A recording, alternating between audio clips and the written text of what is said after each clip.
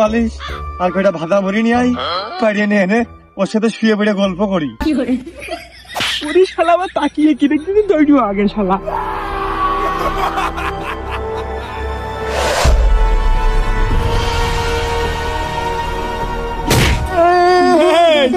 তাহলে তোরা থাক রে, আমি আবার পলালাম।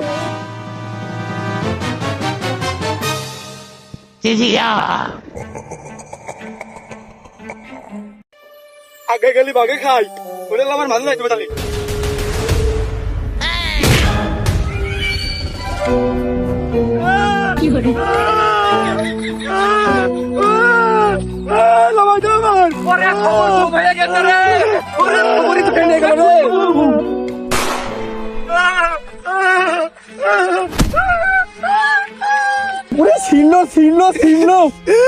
ওরে পা ধরতে কষ্ট হলে যেটা ধরে ভালো হয় সেটা ধরে জল ধুলে থাক। না আমি ধরে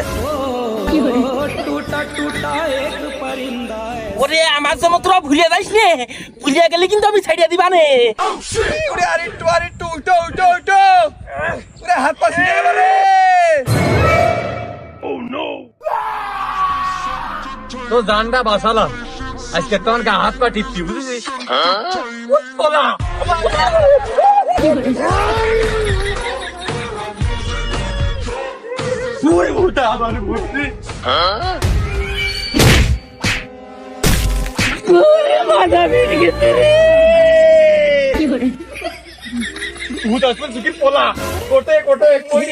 কোনে দৌড় মারতেছিস?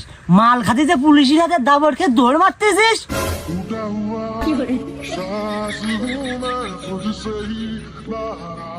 দাঁড়াই দিয়ে তোর আব্বার কাছ কে দেবো, হাতে নাতে ধরেছি।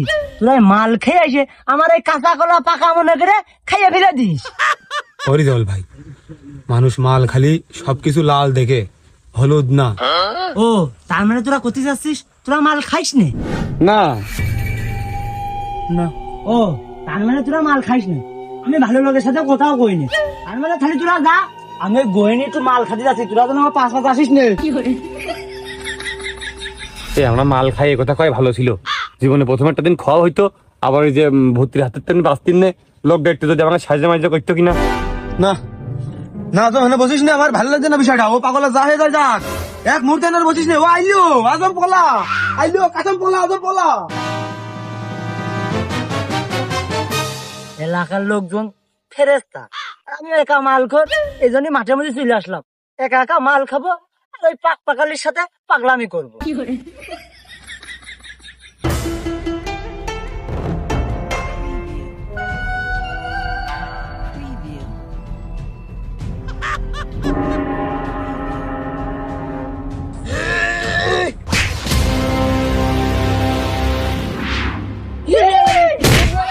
বলতে উড়ে আসতো রে, বৃষ্টির মতন হাত পা গেছে রে।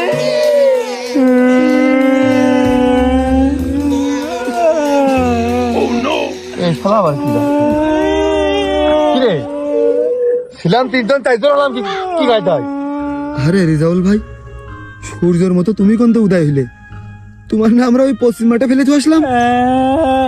ওই ম্যারাডোনা ভূতে আইসে আমার ফুটবল মনে করে রাতি বেড়ে ফেলে দিয়েছে। এই খাপ তো খালাম আমরা, তুই কি রাম কান্দিছিস?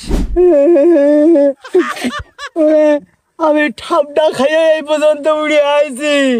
উড়িয়ে নাকি? হাই, সারা জীবন শুনেছি